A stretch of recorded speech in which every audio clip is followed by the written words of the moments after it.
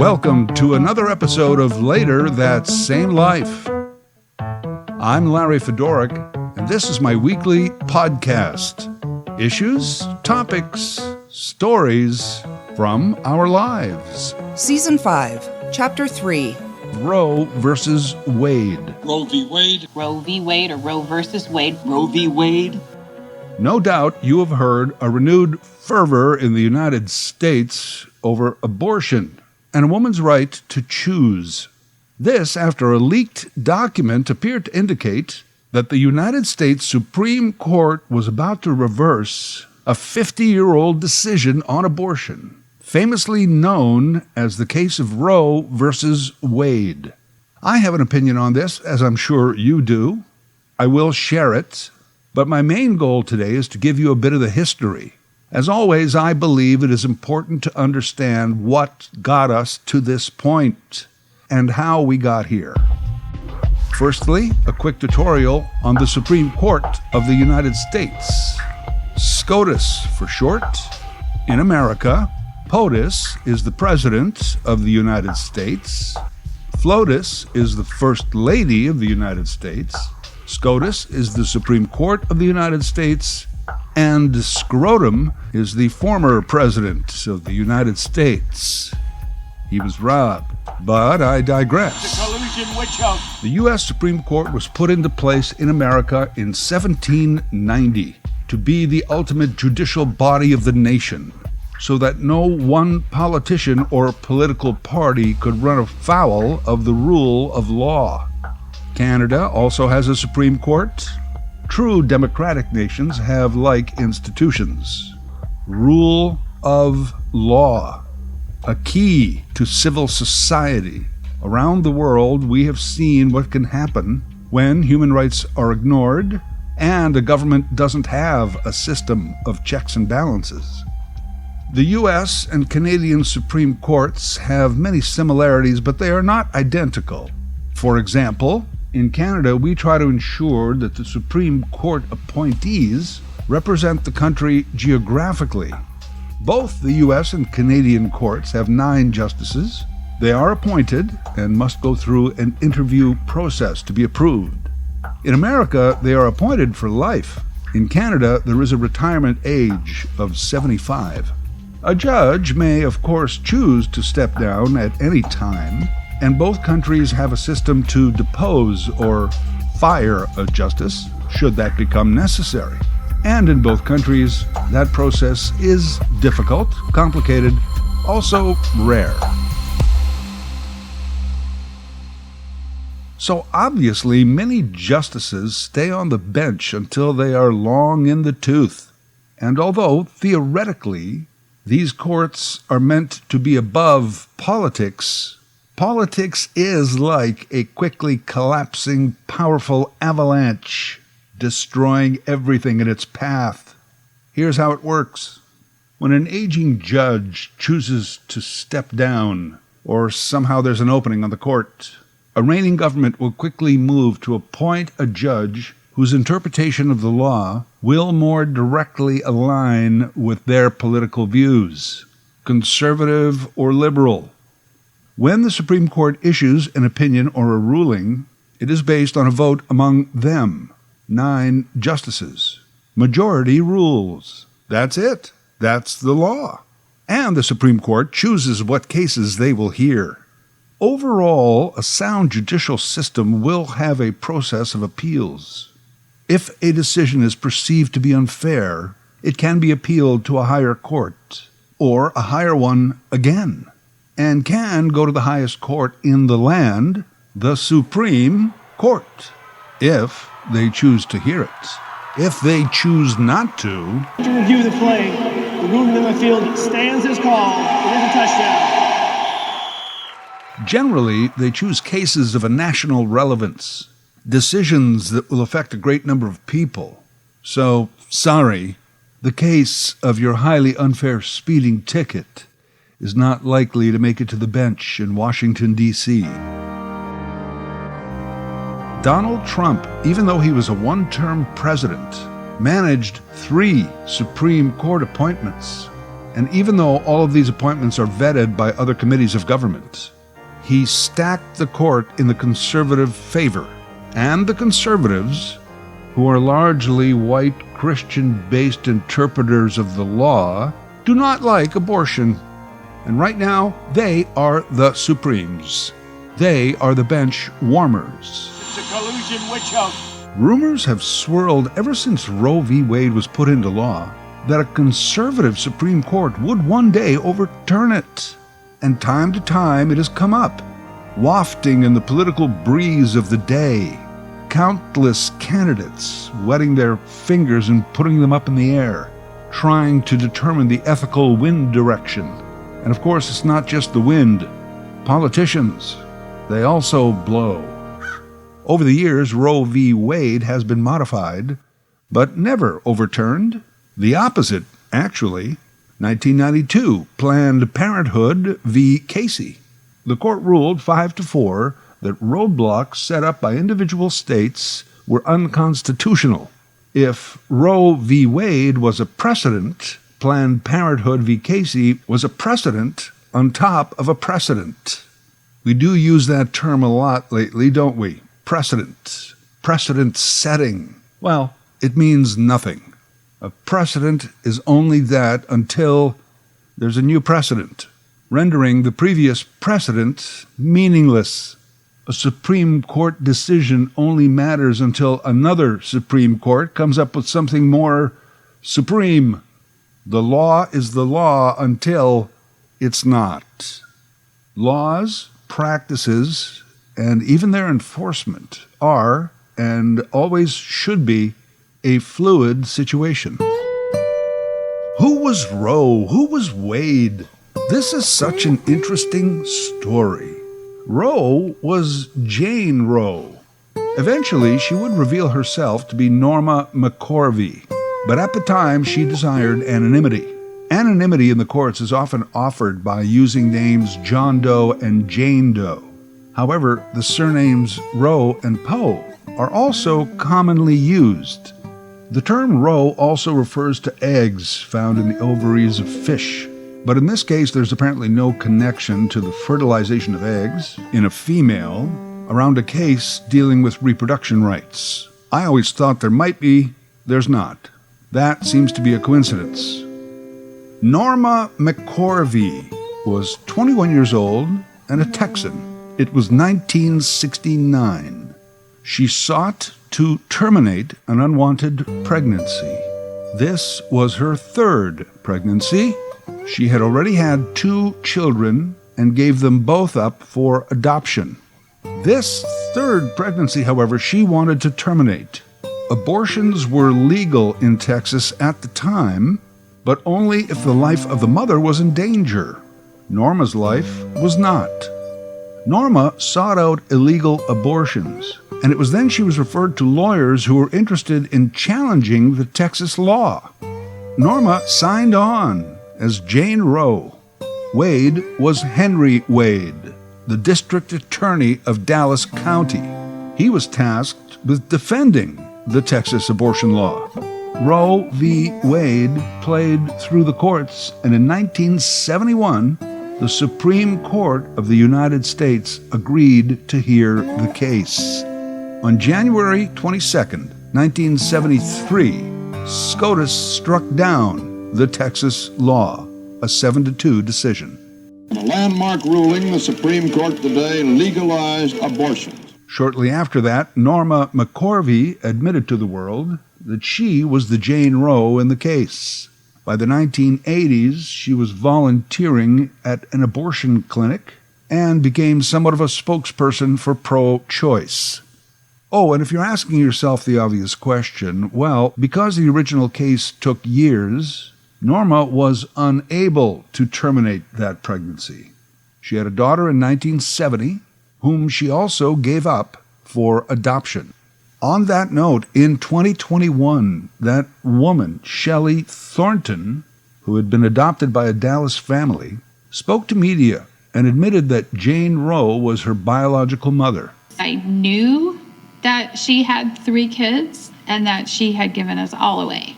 Shelley Thornton grew up knowing she was adopted, but never sought out her birth mother. One day, when she was 18, she was approached by men in a van. True story. And they were like, your birth mother has sent us to find you. Do you know who your birth mother is? And I said, no. And they said, well, we would, like to meet with you and tell you about her. One was a reporter for the National Enquirer. He told Shelley that her biological mother had been looking for her. Along with her adoptive parents, a meeting was set up. But not with Norma, only the reporter. Norma McCorvey, Jane Roe, had sold the story to the Enquirer. Eventually spoke to her daughter on the phone. Shelley Thornton has a distinct view about her birth mom. She was quoted as telling a reporter in 1981 that abandoning Shelley filled her with guilt. And then in 1985, she said, I would have much rather that I had an abortion. There you go, right there. She gave up the privilege of having any kind of relationship with me when she made those comments. Norma became a controversial figure.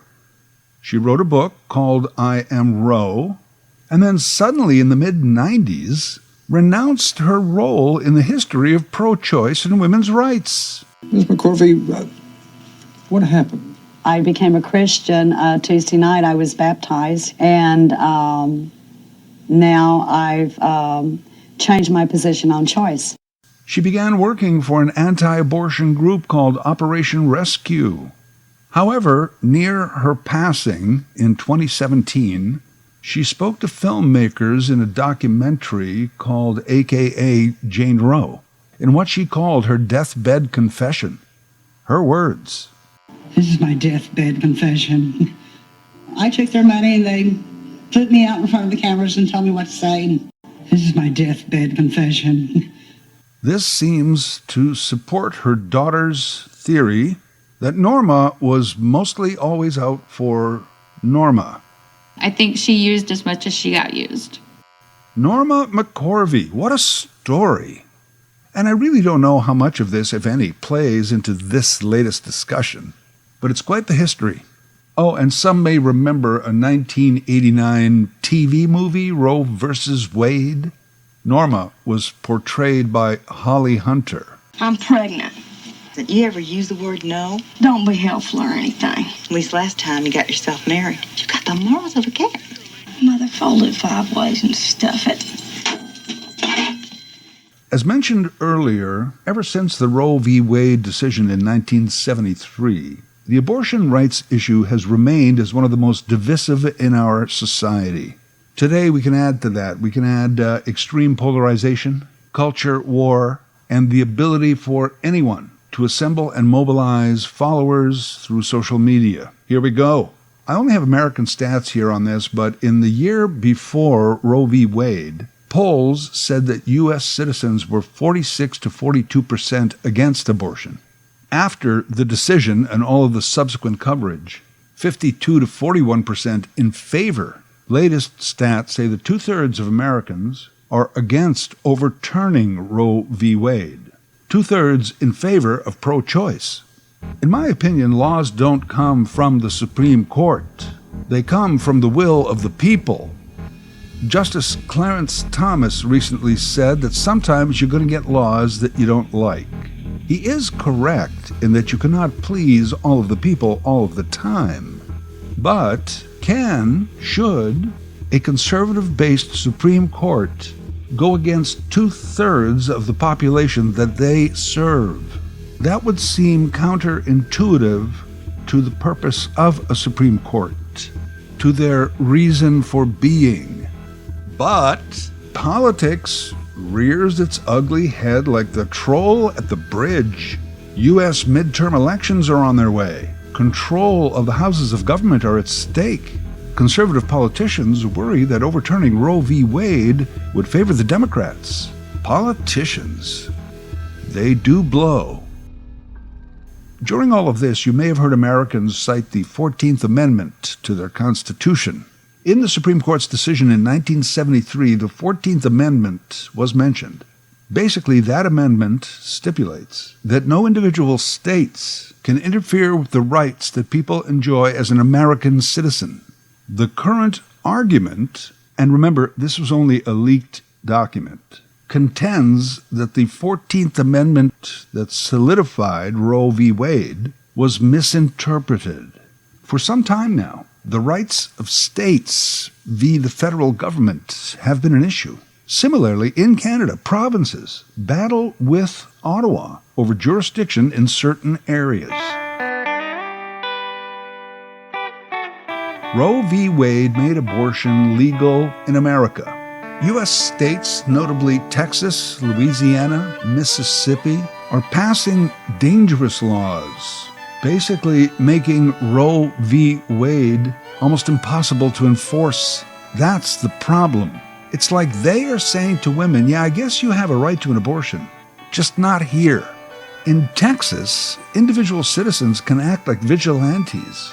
They can take on anyone that they feel was even involved in an abortion. It's crazy. Some states don't even want to make exceptions when a pregnancy occurs because of rape or incest.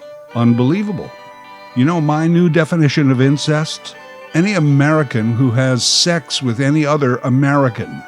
Because I'll tell you, lately, that gene pool doesn't seem to be creating a lot of very helpful people. The Supreme Court saw all this coming. They knew that they would have to rule again. Now, whether they will overturn it or not, they do have to revisit it. Revisit Roe v. Wade and likely Planned Parenthood v. Casey. And soon maybe a precedent on top of a precedent on top of a precedent. There is an abortion pill out there, so if you live in a state that makes abortion nearly impossible, you could just mail order the pills, right? Thing is, some of the states are making that illegal as well. By the way, the abortion pill is not the so-called Plan B pill. Plan B pill, as I understand it, is also known as the morning after pill. It is meant to prevent conception, not end a pregnancy. Some states want to ban them as well.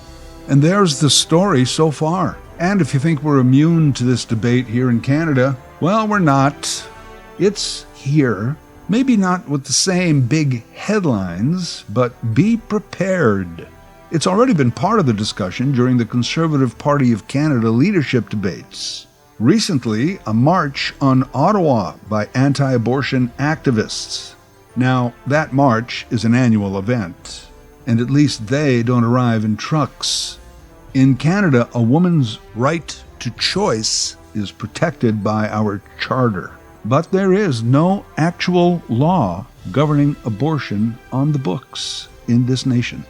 Recently, our federal government gave $3.5 million to abortion access projects across Canada.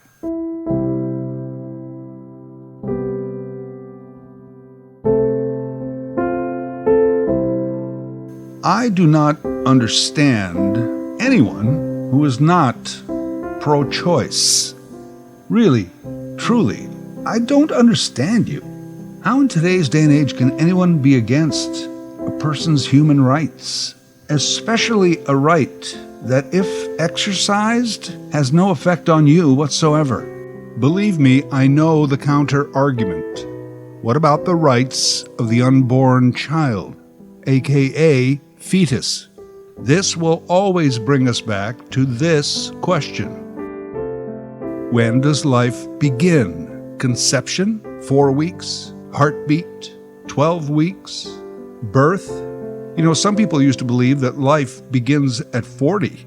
Given that, there's a couple of generations of Americans we could still legally abort. But no joking. When does life begin? We will never agree.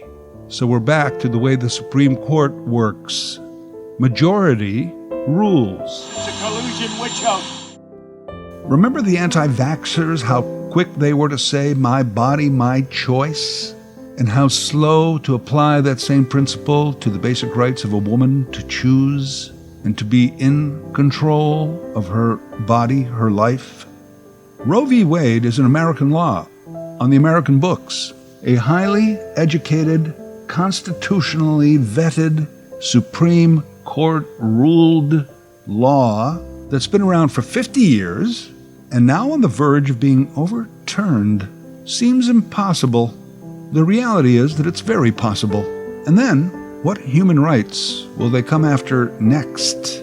I guess we could ask them, but they'd probably say, "Oh, just let us surprise you." When I was in university, I had this t-shirt that read, "My mind is made up. Don't confuse me with the facts." Back then, I wore it ironically. It was a joke. Who knew that 50 years later that phrase would become the American way of life? Oh, hey America, there's an idea for you for an amendment to your Constitution. The 34th Amendment. Once our mind is made up, no one person, group, or government has the right to confuse us with the facts.